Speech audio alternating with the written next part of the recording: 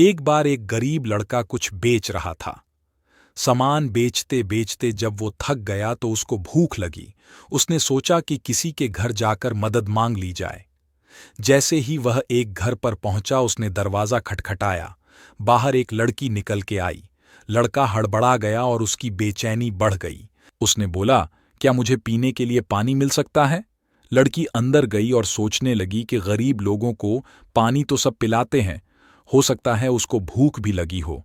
उसने देखा रोटी तो नहीं है, लेकिन उसकी नज़र दूध पर गई। उसने एक गिलास दूध भरा और लड़के को दे दिया। लड़का दूध पीकर खुश हुआ। उसकी प्यास और भूख कुछ हद तक कम हो चुकी थी। लड़के ने कहा कि दूध के कितने पैसे दूं? लड़की बोली, इसकी कोई जरूरत नहीं है। मेरी माँ ने सिखाया है कि मुसीबत में लोगों की मदद करके उनसे पैसा नहीं लिया जाता। ये मेरा कर्म था और मैंने इसे किया और इससे मैं खुश हूं। वह लड़का वहां से निकल गया, लेकिन रास्ते में सोच रहा था कि दुनिया में अच्छे लोगों की कमी नहीं है। अगर ढूंढा जाए तो ऐसे चेहरे और लोग सभी दिशाओं में मौजूद हैं। इस तरह की कई सकारात्मक और अच्छी बातें उसके दिल और दिमाग में चल रही थीं।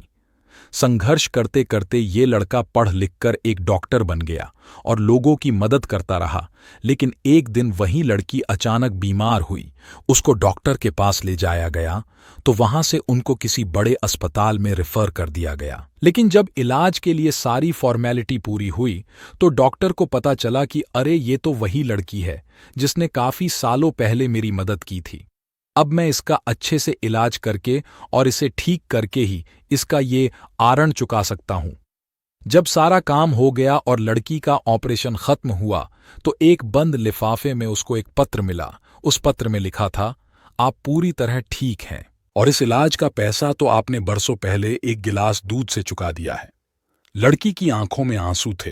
वो बोली, मेरे पास इलाज के पैसे भी नहीं थे, लेकिन आप भगवान बनकर जीवन में आए। डॉक्टर ने कहा, जब हम दूसरों की बिना किसी स्वार्थ के मदद करते हैं तो एक दिन ये ब्याज सहित हमें वापस मिलता है।